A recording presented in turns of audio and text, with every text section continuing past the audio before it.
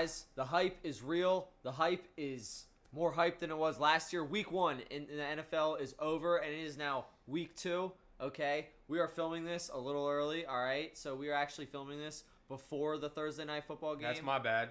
All right, no, it's not his bad. He's going out the country, man, which is going to be amazing. He's going to Hungary, but keep in mind when we give you our 2 bold takes for each of us, and then our Sunday night football score, that this is before the Eagles hang the banner. Okay, this is even before the Eagles hang the banner in the opening game. All right, so just keep that in mind. But I still guarantee you that they're gonna hit, and watch to see if we do hit, if we can predict 2 weeks into the future. So, Seb, take us off with your bold prediction. Trey McBride will score a touchdown versus Carolina. Okay. Why? Because he didn't last year when I went to the game? Yeah. I swore to everybody? It took EJ 24 tries. Here we go. Touchdown now. Here we go. McBride touchdown. Touchdown coming now. Okay, screw this. Anyway. I was in the cold too, man. Because I said on here that you can go back in our videos last year, week 17, anywhere between week 16 and 17, because we went in December, that I was like, Trey McBride touchdown. I'm going to be there and I'm going to film it. I went there. I was filming it. They even targeted him in the end zone. I have a video I can show you guys.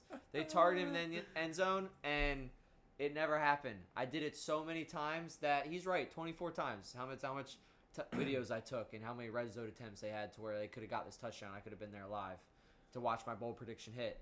To where, like, my fingers were numb when I was filming this. But go on. I'm sorry. He failed to score last season versus the Panthers, as we just mentioned, and the Panthers are Tell me something I don't know. And the Panthers are coming off a terrible defensive season last year. They're improved defensively this year, but still, surprisingly enough, they were actually effective versus the tight end position last year. They ranked 24th in fantasy points allowed to tight ends in 2024, giving up 11 receiving touchdowns to the tight end position over the course of the season, while the league average for receiving yards against tight ends was around 19.5 yards. Damn. The Panthers were giving up less than half of that on average. Something that has to give here. I think Trey McBride will find the end zone unlike he did last year. And I think the Panthers' tight end coverage will be weaker, but other areas will be stronger. It seems to always happen in the NFL where one position on the coverage side gets stronger while the other one gets weaker. So I'm pretty sure the Panthers lost Shaq Thomas. That's the linebacker. That was the name I was thinking about. Shaq Thomas is now gone, and he was a big part of that tight end coverage last year as well. So I think Trey McBride gets into the end zone, and I think he's on for a record-breaking season this year. So I like that. All right, you hear that? Week 2, NFL season. Trey McBride's going to score a touchdown against the Carolina Panthers. Too bad it didn't happen week 16 in 2024. But all right, guys, that's going to take you to my bold prediction. I have DK Metcalf over 100 receiving yards against his former team in the Seahawks, also in Seattle. So I think DK Metcalf revenge You're game. bold.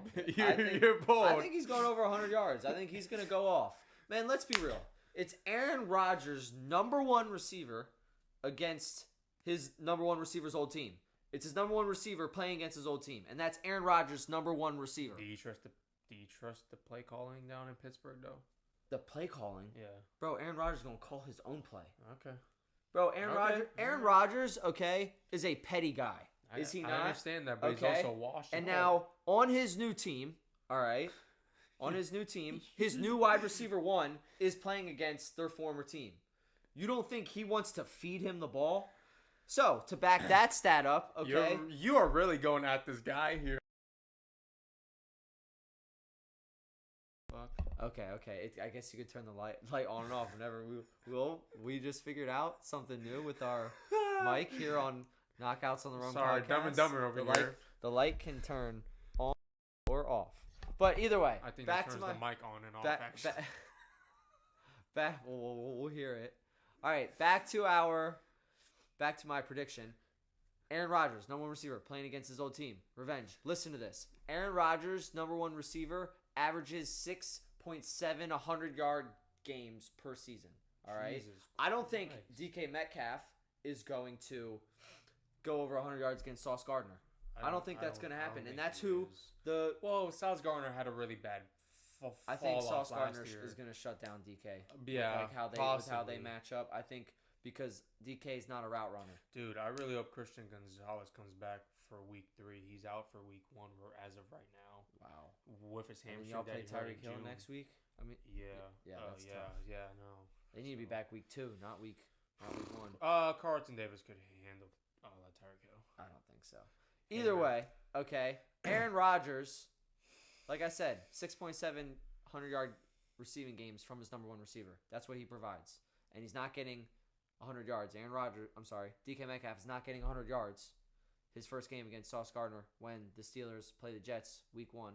So I think Aaron Rodgers and DK Metcalf are going to try to make a statement against DK Metcalf's old team, and DK Metcalf is going to get over 100 yards. Another thing is, the Seahawks allowed over 100 yards to receivers in 15 straight games last year. The last 15 games of the season, they had the receivers on the opposing team against the Seahawks had over 100 yards in 15 straight games.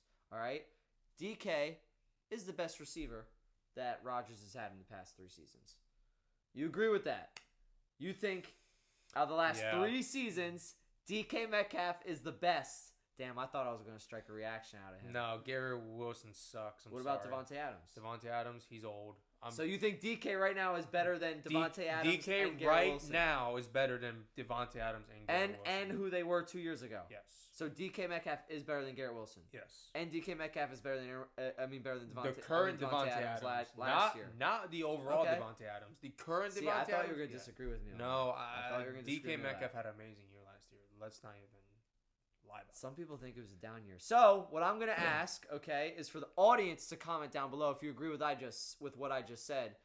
Is DK Metcalf better than Devontae Adams and Garrett Wilson? Yes. And does Aaron Rodgers truly have his best wide receiver 1 that he's had in the past 3 seasons? Comment down below. DK, Adams, I or think Garrett it's Wilson. the combination. I want to know what you guys think. Aaron Rodgers has his best offensive coordinator with the best What? O-line. And Arthur Smith? Do you think Arthur Smith's a good coordinator? better than That's what he going to did. strike a reaction. I mean, you think Arthur Smith's a good coordinator. Remember how bad the Falcons' offense was? He was He was the head coach. Okay. That's different. Good point. That is Good point. different. No, you got a good Okay, point. I think Arthur Smith is a great coordinator, horrible head coach. We see that happen all the time in the NFL. Cliff What I'm Kingsbury. trying to say is the combination of what Aaron Rodgers has now with DK and the coordinator and what he has on the offensive line is the best situation he's had in the last 4 years. Okay. Right? Yep. So I think that's what see makes that. He definitely has the best defenses. I think that's what DK brings to the table is I think Aaron Rodgers has the best situation offensively he's had, and DK Metcalf is going to put up numbers that Devontae and Garrett Wilson weren't able to because of the situation. I agree with you. I didn't think you were going to agree with me. No. But I think he's going to put up better numbers than both those guys. That's something I've been DK's thinking gonna go about. nuts. So Okay. Yeah, DK's going to have a great year. Maybe a career year. possibly. All right, so we'll go to my second bold prediction. Guys, Ben Johnson's going to upset the Lions in week 2 in Detroit. I think Ben Johnson, the Bears, are going to beat the Lions next week in week 2. I think Ben Johnson's offense knows how to play against Campbell's defense. They played each other in practice every single year, okay? But I think the Bears are going to lose later in the season, and the Lions get their stride, okay? And Campbell will then have Ben Johnson's game film, okay, against his defense because he doesn't have that yet. They haven't played each other yet. And will adjust, and Ben Johnson will be in for a sour treat later in the season. But right now, Ben Johnson gets his upset victory against the Lions in Detroit. So Ben Johnson will win his return game as the Bears head coach against Dan Campbell's Lions in Detroit. I'm sorry, Lions fans, but I think Ben Johnson takes it home. And I think this Bears team, I think Caleb Williams, Rome Odunze, this offense is just too much. And the Lions in a dome, they're not very good against the pass. Mm-hmm. So I got Ben Johnson win this game. But I'll take you to those are my 2 bold predictions. Ben Johnson, Bears over Lions, and DK Metcalf over 100 yards. Those are my 2 bold predictions for Sunday. Then we are going to go to my Sunday night football game. I have the Falcons winning this game 26-24. I know this guy's not going to agree with me, okay? McCarthy beat Penix in the national championship. Oh my God. All right? Okay. So I'm sticking with the revenge narrative. It's another revenge game for Michael Penix. Ben Johnson gets his revenge against the Lions. Okay, DK Metcalf gets his revenge against the Seahawks. And Michael Penix will get his revenge against Mike McCarthy because the Michigan Wolverines beat the Indiana Hoosiers. Is that who it was? Washington Huskies. I'm sorry. He did play for Indiana before, but it was Washington. You're correct. And he played with Roma Dunze. I'm not an idiot. I promise. Okay? Michael Penix started last year. JJ McCarthy is still a rookie. This will be his second game ever. So is Penix. No, Penix played in 4 games last year. Penix hasn't played a full 18-game season. He's still But a rookie. he's- You said it yourself. A quarterback that doesn't play in a full 18-game season is still considered Exactly. a rookie. So Brian Flores doesn't have tape on him. Okay. So Penix, motivated, wanting to get his revenge for the national championship game, is why the Falcons are going to win this game 26-24.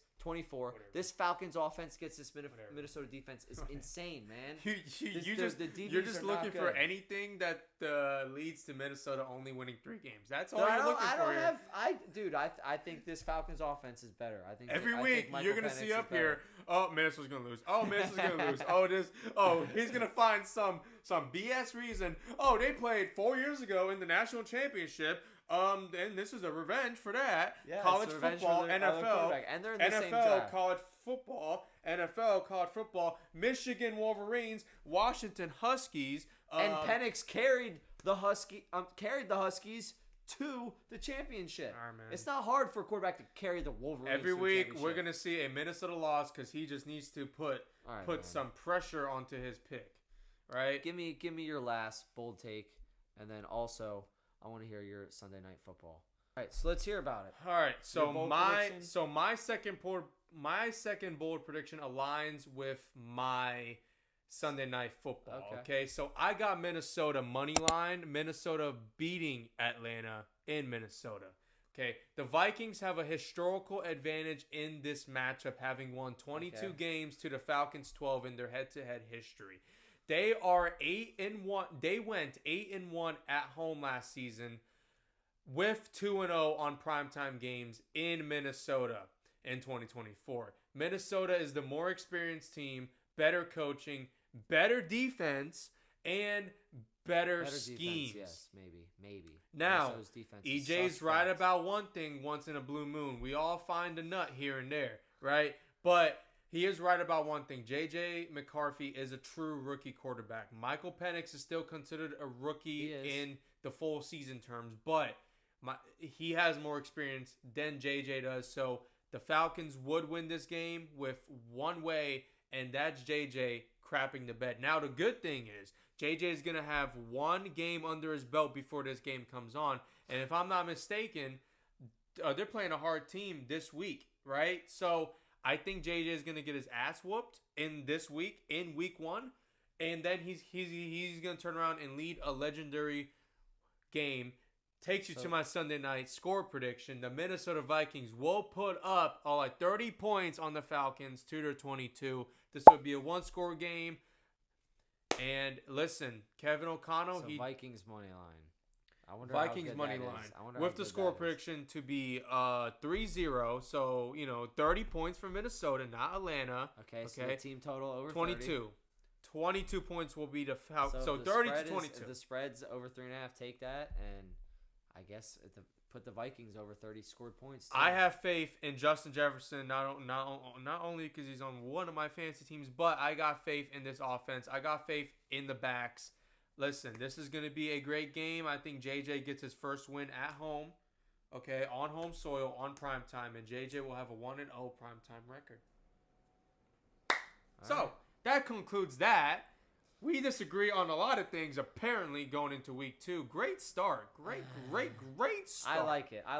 You know what? I like it. I love it. Because that means someone with Sunday Night Football is going to be 0-2. Someone's going to be 2-0. It's fine to me. Maybe someone's going to be 1-0. I mean 1-1, and someone else will be 1-1. We'll see. We'll catch y'all on the next one. Peace.